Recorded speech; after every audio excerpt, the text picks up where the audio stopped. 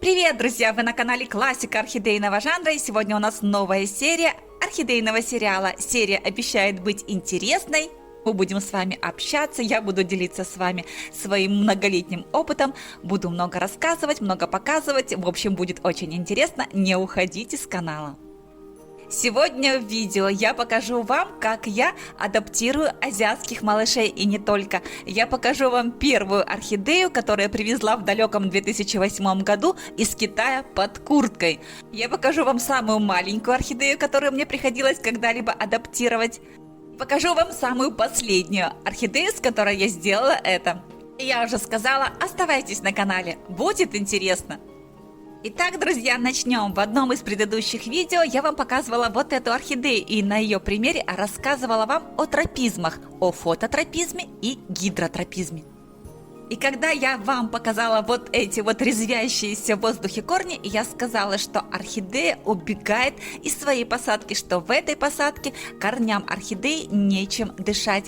И я посмотрела на эту посадку и поняла, что с лета 2021 года держу эту орхидею в том самом пластиковом или силиконовом стаканчике, в котором орхидеи приходят к нам из азиатских закупок. И несмотря на то, что орхидея до сих пор цветет, мне ничего не мешает сделать для нее более комфортные, более удобные условия для проживания, то есть поменять ей ее домик. Нет, друзья, это не будет переезд на ПМЖ, это будет как раз-таки очень удобное, очень комфортное, но временное жилье. А сейчас я вам расскажу и покажу, как я к этому пришла, когда я к этому пришла, покажу самый короткий путь и самый длинный путь. Друзья, мы с вами в 2008 году, я только переехала в эту квартиру, швы на кафельной плитке еще не затерты, а это значит, что ремонт еще не окончен. И вот для покупок всего-всего нового для этой квартиры я отправляюсь в Китай. Тот самый Китай, который рядом с нами, как говорится, через дорогу. В Китае я покупала для квартиры себе красивые декоративно-лиственные цветы. Орхидею мне дали на сдачу. Она стоила 5 юаней. 5 юаней в те времена были 50 рублями. Вот за столько я купила свою первую орхидею. Нет, друзья, она не была первой орхидеей. Она была первой азиатской орхидеей, которую я привезла из Азии. Кстати, декоративно-лиственные растения я тогда так и не привезла, потому что существует фитоконтроль, и растения ввозу из-за границы не подлежат. А вот эту малышку я спрятала под куртку и привезла, так сказать, у себя на груди. На момент ввоза это была, конечно же, рассада, то есть растение было не цветущим, зацвела она вот так у меня уже дома своими невероятно красивыми цветами. На тот момент для меня это была просто божественная красота. В те годы не было ни Ютуба, ни какой-то другой информации о выращивании этих растений. И, конечно же, я изобретала велосипед. То есть придумывала свои методы, свои способы. И вот сегодня расскажу, что я придумала на тот момент. На тот момент действовала я, конечно же, интуитивно. В принципе, понимая физиологию растений и, в принципе, понимая, что такое орхидея и как с ней нужно поступать. Орхидеи – дочери воздуха. Этим растениям, как никаким другим, нужен воздух везде. Нужен воздух в корнях, нужен воздух внутри корней, нужен воздух вокруг листовой пластины, в общем, везде. Обрекая свои растения на жизнь без воздухообмена в корнях, вы тем самым нарушаете физиологию растений, физиологию орхидей в частности. Почему? Потому что в одном из предыдущих видео я вам рассказывала, что правильный и здоровый корень у орхидеи формируется только при многочисленных циклах увлажнения и просушки. То есть при редком поливе и редкой просушке орхидея образует, например, 2 слоя веломена, а при частом сменяющемся цикле сухо-влажно, то есть несколько раз в неделю, конечно же, и слоев веломена будет гораздо больше. Так, друзья, в 2008 году орхидейный рынок был еще не развит, орхидеи в принципе не продавались тогда, и поэтому мне пришлось изобретать. Тогда я выбрала для себя пластиковую бутылку, которую я дырявила. Тогда у меня не было паяльника, недавно у меня в комментариях об этом спрашивали, для этого я использовала простую отвертку, раскаляла ее на плите и делала дырки ею. когда не было отвертки, я делала еще проще. Я брала толстый гвоздь, гвоздь зажимала плоскогубцами, раскаляла гвоздь и опять же дырявила эти бутылки. Прозрачных горшков тогда еще и в помине не было. Сейчас у нас есть паяльники, которые мы можем купить за совершенно небольшие деньги, и паяльник – одна из тех необходимых вещей, которые жизненно необходимы нашим орхидеям. Итак, в любой пластиковой таре, будь то банка для сыпучих продуктов или будь то тонкая прозрачная пластиковая бутылка, мы можем сделать совершенно ровные красивые отверстия для того, чтобы корни наших орхидей дышали. Вот эти самые корни, которым нужны периодические просушки и периодическое увлажнение для формирования здорового, сильного и крепкого вилламена. Именно эти корни чаще всего в азиатских теплицах к такому содержанию и к такому правильному развитию не приучены. Почему? Потому что эти корни находятся постоянно во влажном мху. И вот сейчас, внимание, друзья, я не говорю, что в мху орхидеи не выращивают. Я говорю о том, что для орхидей это не физиологично, то есть это противоречит их природе. И поэтому наша задача отучить корни орхидей от мха и приучить их к правильному и физиологичному развитию. Вот тут будет грандиозной ошибкой делать резкие движения. Друзья, орхидеи вообще не терпят резких движений. Орхидеи очень плавные, мелодичные, методичные и последовательные растения, и они не терпят суеты и спешки. Орхидеи учат нас терпению и последовательности, поэтому здесь не нужно делать что-то резкое, здесь даже не нужно требушить эту самую орхидею. Что нужно делать?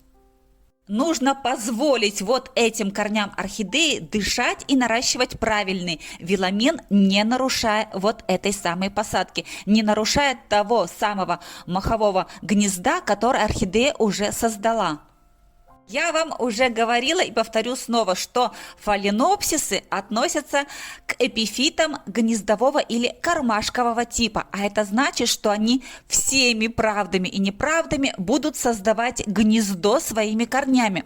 Внутрь гнезда в природных условиях попадает листовой опад, попадает вода, то есть орхидеи хотят сохранить вокруг корней влагу, и хотят сохранить ее как можно дольше. К сожалению, в природных условиях у них этого не получается сделать надолго, потому что корневая система открыта, потому что корневая система постоянно обдувается всеми ветрами, постоянно вентилируется, но тем не менее орхидея пытается выжить и запастись в своем гнезде или в своем кармане, созданном из корней, запасти питательные вещества и влагу.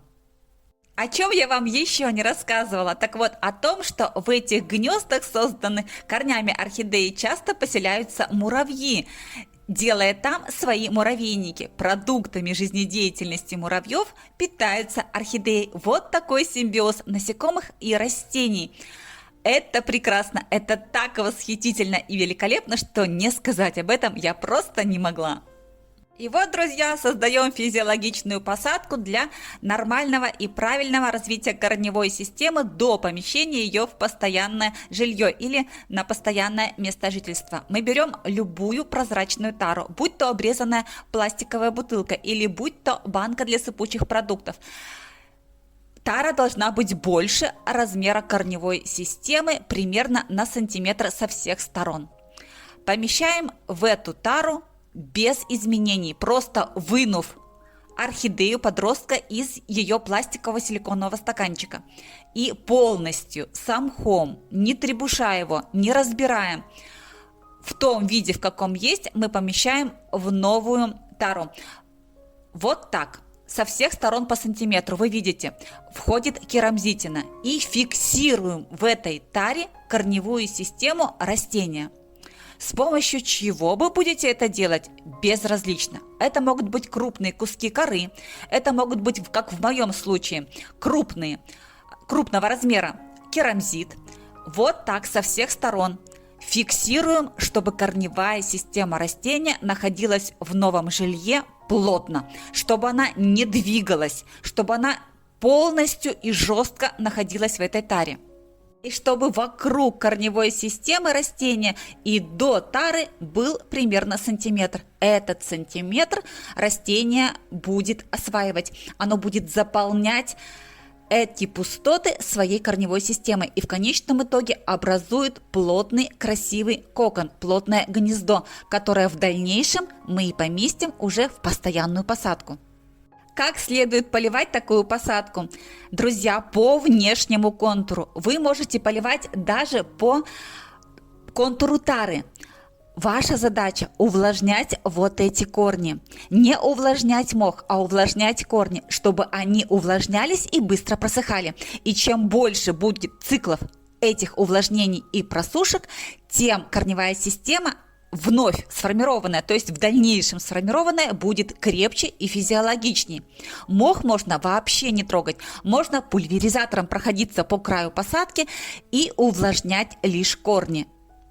И только тогда, когда вы увидите активный корневой рост и активный листовой рост, можно уже начинать увлажнять мох. Надеюсь, вам понятно. Ваша задача увлажнение вот этих внешне расположенных корней, для того, чтобы эти корни в дальнейшем развивались правильно и физиологично.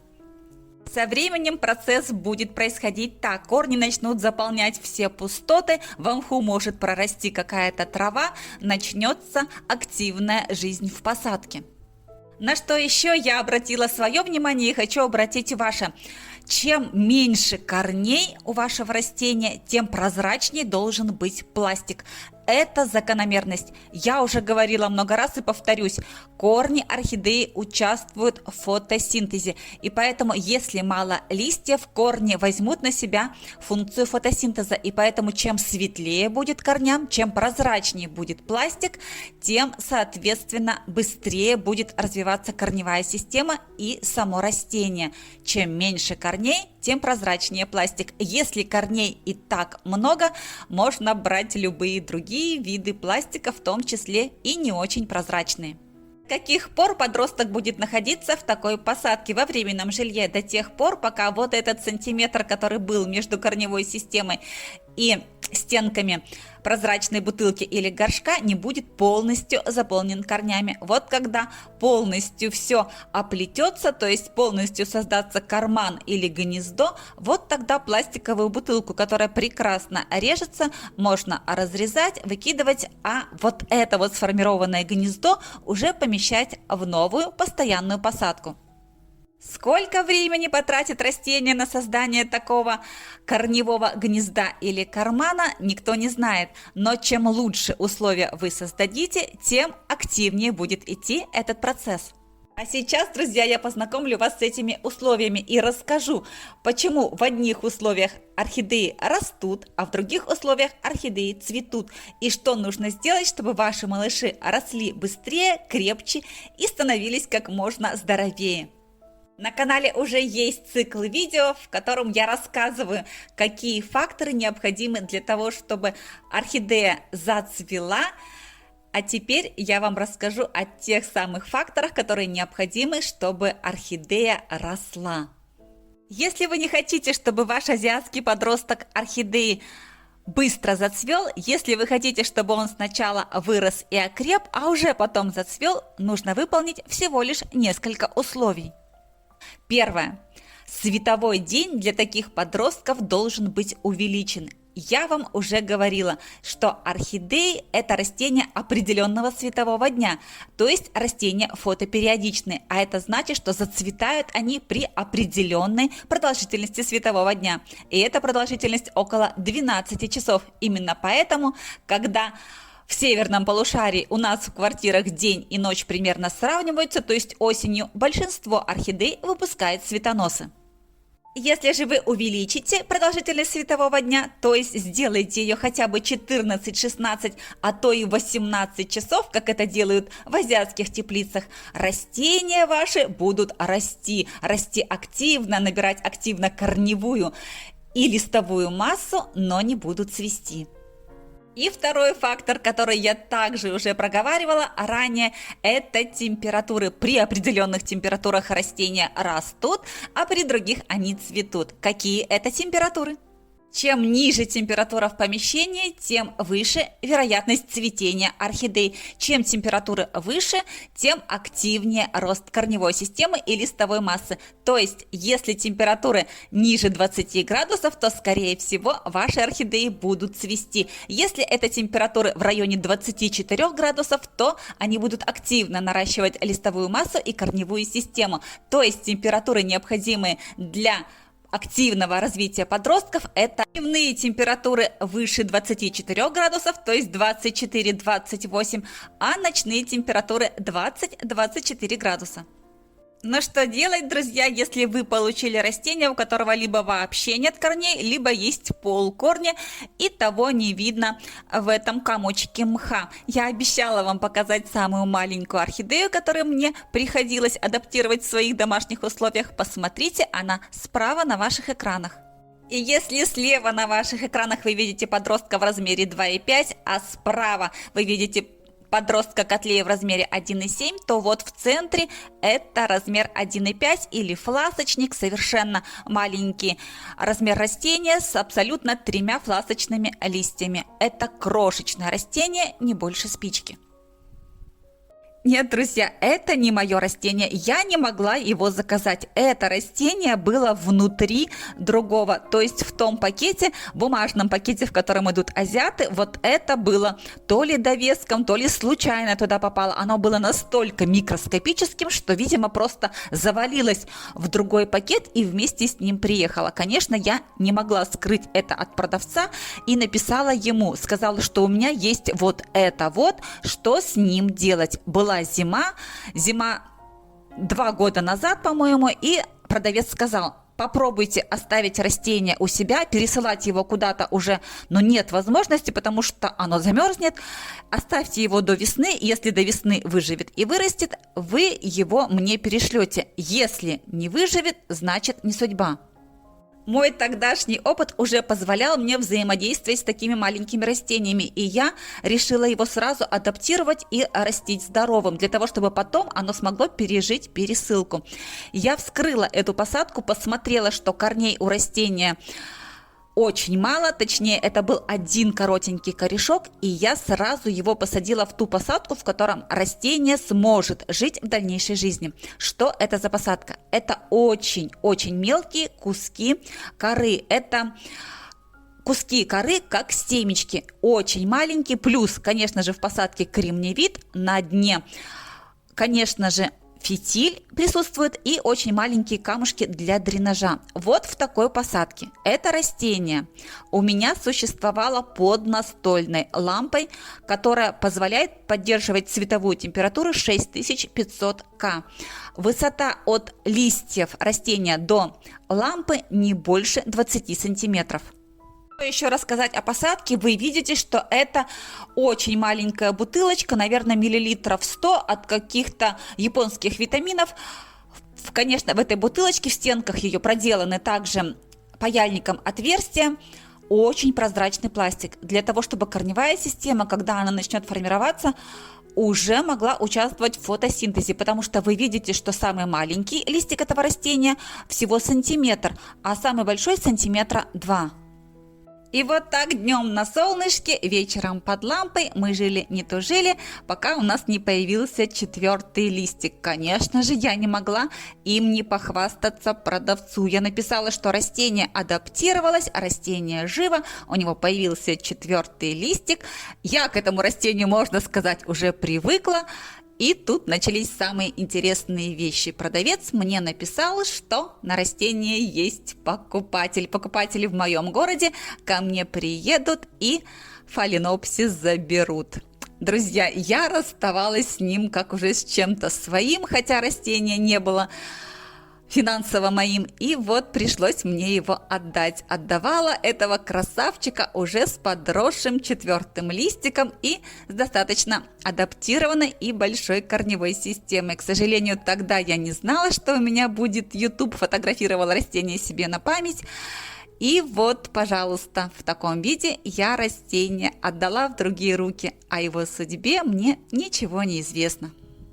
Как я поливала эту кроху? Так же, как и все свои маленькие миниатюрные растения.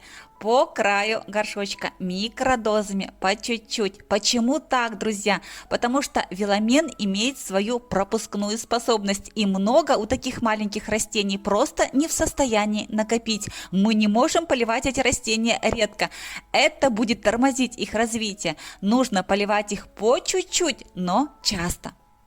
Если вы ничего не знаете о веломене, о суберине, ничего не знаете о его пропускной способности и о том, как вызревает веломен на корне, а также не знаете, как поливать растения в зависимости от стадий их развития, пройдите в плейлист «Фаленопсисы. Вопросы по уходу» и изучите все эти видео. Друзья, для понимания орхидей, для понимания их физиологии и правильности развития вам нужно изучить плейлист «Фаленопсисы. Вопросы по уходу». Ссылку на этот плейлист я оставлю в описании под видео и в первом закрепленном комментарии под видео. И если уж, друзья, я показала вам самую маленькую орхидею, которую выхаживала из размера спички и до появления первого листика, то покажу вам и другую орхидею, которая была в этой же самой поставке, но которая осталась у меня дома.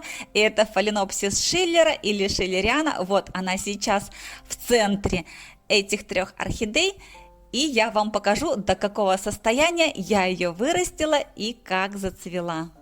Сейчас вы можете наблюдать апрельское цветение фаленопсиса шиллера в моих домашних условиях.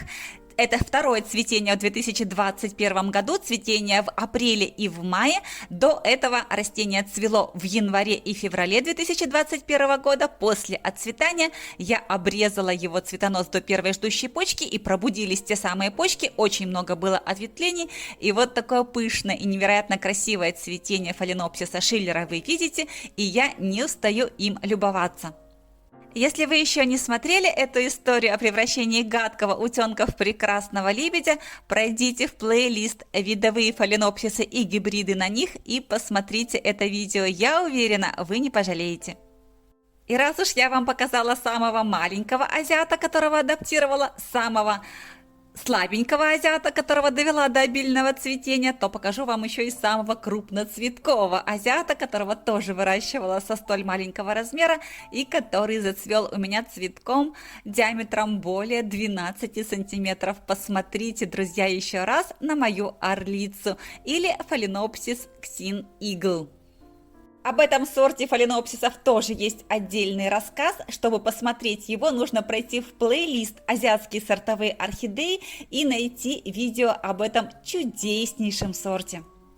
А сейчас, друзья, блиц-ответы на вопросы, которые сегодня ночью мне поступили в комментариях. Александра спрашивает, застрял вопрос в голове. Если у фаленопсисов нет периода покоя, почему крапивным настоем поливать начинать весной? Друзья, здесь мы ориентируемся не на период роста фаленопсисов.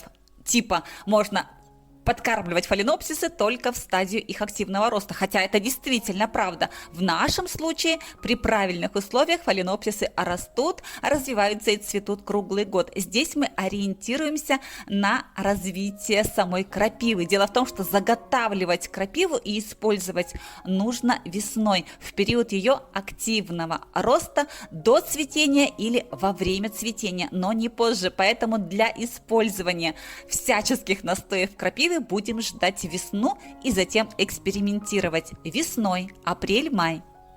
Следующий вопрос касается душевания. Вы часто повторяете, что любите душевать орхидеи. У вас вода не хлорируется. Им же вредно часто поглощать воду с хлором. Друзья, ну вот откуда, где вы взяли, что вредно? Как это задокументировано? Насколько это правда? Где настоящие источники подтверждения этой информации? Дело в том, что у меня в кране такая же хлорированная вода. Часто она очень хлорирована. При этом я душую все свои орхидеи, но ничего же с ними не случается. Ну кто сказал, что хлор так уж вреден для этих растений, если мы сами эту хлорированную воду пьем? И очень многие даже делают это из-под крана. Конечно же, я нет, но тем не менее, ну насколько вреден этот хлор, если он так быстро улетучивается? Я не заметила вреда от хлора, во всяком случае, моим растениям это не вредит. Причем душуются у меня любые виды орхидей, будь то фаленопсисы, будь то ванда и даже пафиопедилумы. Вот многие говорят, не дай бог на пафиопедилум попадет капля воды. Друзья, ну вот посмотрите, весь он облит от бутонов, от 2 бутонов до последнего листа. Ну все под душем искупано. Это же профилактика насекомых, это же профилактика клещей. Вот полностью он вымыт, вот весь он стоит. Но главное, чтобы было солнце. Вот посмотрите, вот сейчас вот этот кустярус этого пафиопедилума стоит на солнце, за ним стоит искупанная ванда, ну все балдеют в лучах прекрасного осеннего солнца, ну хоть бы одному растению в моей коллекции хоть бы хны было, друзья. Ну посмотрите, я ведь все показываю от и до, купались все, купались под дождем, но есть жизнь после воды. Следующий вопрос, и снова про воду, и снова этой ночью. Как я отношусь к поливу дождевой водой? Друзья, ну ведь прекрасно отношусь. Многие знают, что все лето мои растения находились на открытом балконе, поливались росой и дождевой водой прямо сверху, прямо с неба. Все растения живы, все растения здоровы. Если хотите, в отдельном видео я покажу, что есть жизнь после воды и после дождя тоже. Все живы и все на цветоносах.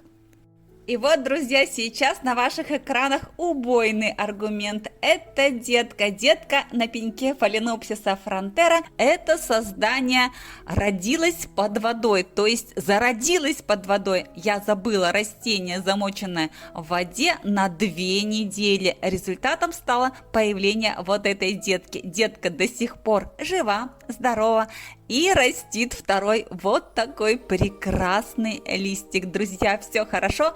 Наша совместная детка, рожденная на канале, прекрасно развивается. Порадуйтесь, друзья, вместе со мной. Так что, друзья, есть жизнь и под водой, и после воды, и после душа, и после дождя. Если хотите на эту тему отдельное видео, пишите в комментариях. Все еще раз покажу и расскажу. Если вы еще не знаете эту историю о рождении ихтиандры под водой, вы можете пройти в плейлист «Фаленопсисы. Вопросы по уходу» и найти видео «Орхидеи и вода. Шок. Случайный эксперимент». Из этого видео вы узнаете, как в результате то ли моей забывчивости, то ли провидения Вселенной родилась на пеньке вот эта великолепная детка фаленопсиса фронтера. Друзья, во Владивостоке золотая осень, по-прежнему крайне хорошие, приятные, положительные дневные температуры, 13-15 градусов, еще зеленая листва, зеленая трава, вот такая необыкновенно прекрасная солнечная погода, и все радует. И вот на этой оптимистичной, солнечной утренней ноте я буду завершать свой сегодняшний рассказ. И если вам понравилось это видео, если оно окажется вам полезным, и если вы захотите вернуться на канал вновь, поставьте, пожалуйста, пальчик вверх под видео, подпишитесь на канал, если раньше вы этого не сделали, жмите на колокольчик, чтобы первыми получать уведомления о выходе новых видео, и оставайтесь со мной, ведь впереди у нас много интересного.